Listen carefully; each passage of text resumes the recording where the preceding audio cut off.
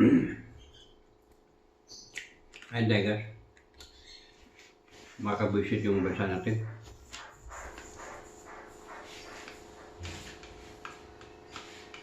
Walang kwenta. Sarap.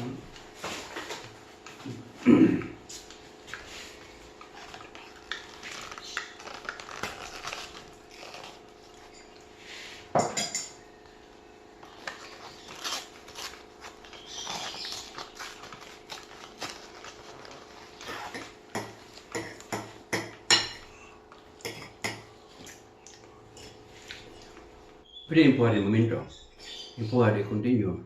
Se puede pasar de plantón eh. Kayo na sa Pilipinas, kaya dapat ng kumilot.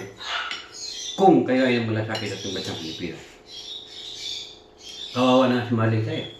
Di ba? Sinasabi na makakaburing na mga sinasabi ni Marley ka, pero totoo yun.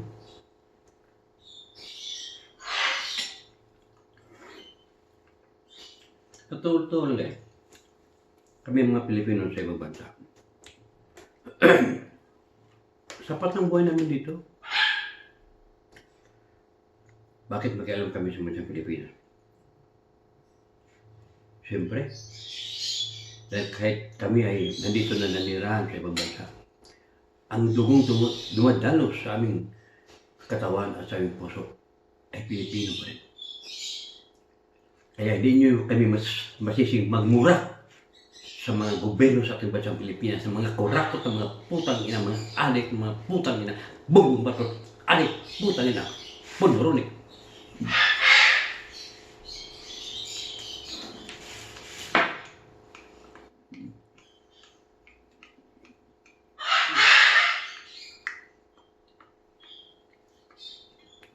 Ay dapat, huwag na purong salita. Ayun sa Pilipinas eh. People power na. Pag people power, baka uwi pa kami, tutulong pa kami dun eh. Lusugin naman na kanyang. Patagalin pa, pabuti pa ng halala. Kung pabuti pa ninyo ng halalan, mga kababayan ko na sa Pilipinas, lalo na sa mga organizer, sa MAISO, good luck.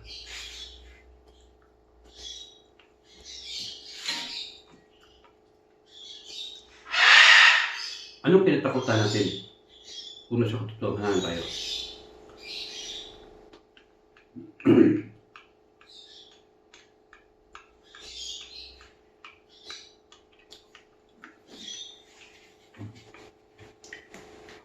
Ang hirap.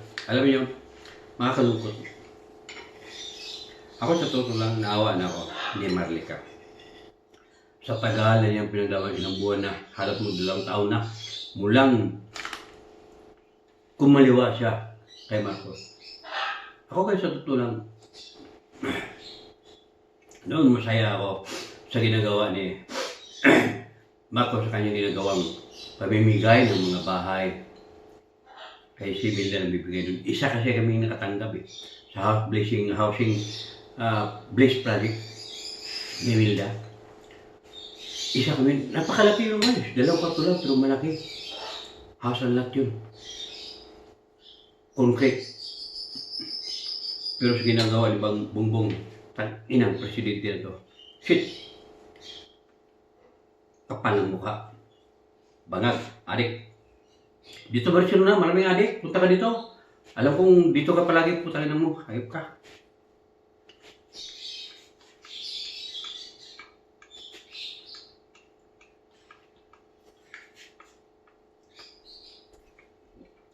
Dami din lalo sa lugar ito, putangin na. Wala silbi yung gano'n natin sa bansang Pilipinas. Walang pakialam.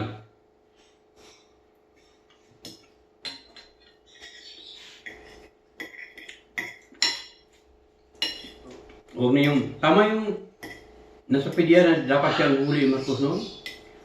Tama yung sabi niya, huwag kayo magalit sa akin. Ginagawa niya yung trabaho niya. Dahil pong manggay, maraming salamat sa lahat. Sa akin lang, sana umilos na kayo nandyan sa Pilipinas.